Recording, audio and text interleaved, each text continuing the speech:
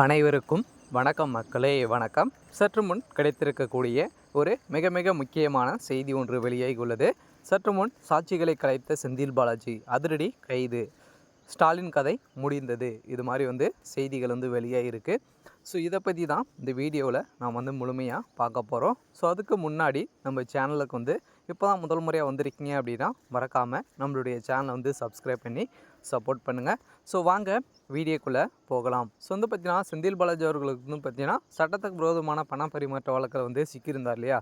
So அதை தொடர்ந்து பார்த்தீங்கன்னா ஏற்கனவே அதிமுக இருக்கும் போக்குவரத்து துறை அமைச்சராக ஸோ நிறைய பேர்கிட்ட பார்த்தீங்கன்னா அவர் வேலை வாங்கி தருவதாக ஸோ பண மோசடி செஞ்சுருந்தார் அப்படின்ற மாதிரி பார்த்திங்கன்னா அவர் மீது ஏற்கனவே ஸ்டாலின் அவர் தான் வழக்கு பதிவும் செஞ்சுருந்தாங்க.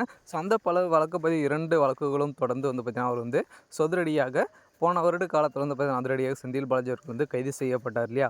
ஸோ அதை தொடர்ந்து பார்த்தீங்கன்னா செந்தில் பாலாஜி அவர்களுக்கு 1.5 வருட காலமாக ஜாமீனே கொடுக்காம அமலாக்கத்துறை பார்த்தீங்கன்னா ஸோ 3000 பக்கங்கள் கொண்ட குற்றப்பத்திரிகையும் தாக்கல் செஞ்சிருந்த நிலையில் ஸோ இவர் பார்த்தீங்கன்னா அமைச்சராக அப்போ பொறுப்பேற்று இருந்தார் இல்லையா. ஸோ அமைச்சராக இருந்தார் அப்படின்னா சாட்சிகளை அனைத்தும் கலத்தி விடுவார் அப்படின்ற மாதிரி ஒரு நோக்கத்தோடு பார்த்தீங்கன்னா அவருக்கு ஜாமீன் கொடுக்காம இருந்தாங்க.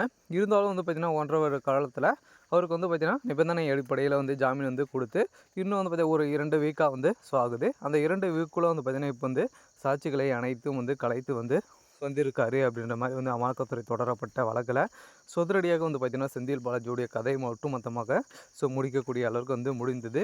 இருந்தாலும் பார்த்தீங்கன்னா ஸ்டாலின் போட்ட கெச்சால் செந்தில் பாலாஜி கைது செய்யப்பட்டார். இருந்தாலும் அவருக்கு தெரிந்த ரகசியத்தினால ஸ்டாலினுடைய கதை ஒட்டுமொத்தமாக முடிக்கக்கூடிய அளவுக்கு ஸோ வாக்குமூலம் கொடுத்துருக்காரு. இதன் அடிப்படையில் தான் திமுகவுடைய தலைமையகம் பெரும் அதிர்ச்சியில் சிருந்து வருகின்ற நிலையில் இருந்தாலும் செந்தில் பாலாஜி அவருடைய வழக்கில் பார்த்திங்கன்னா எக்கச்சக்கமான செந்தில் பாலாஜியுடைய வழக்கில் பார்த்திங்கன்னா மொத்தமாகவே ஒரு 150க்கும் மேற்பட்ட சாட்சிகள் இருக்காங்க இல்லையா. அந்த சாட்சிகள் அடிப்படையில் பார்த்திங்கன்னா செந்தில் பாலாஜிக்கு தரப்பில் ஒரு 30 சாட்சிகள் தான் அவருக்கு சாதகமாக இருந்தது.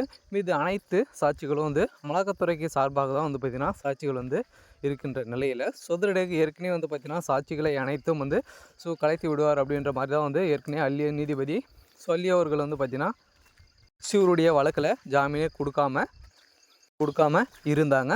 ஸோ இதனால் தான் பார்த்திங்கன்னா இவருக்கு ஜாமீன் கொடுக்காம இல்லாத அமைச்சராக இருந்தால் உங்களுக்கு ஜாமீன் கிடைக்கும் அப்படின்ற மாதிரி சொல்லி வருகின்ற நிலையில் ஸோ இதன் அடிப்படையில் தான் பார்த்திங்கன்னா அவருக்கு ஜாமீனே கொடுத்தாங்க.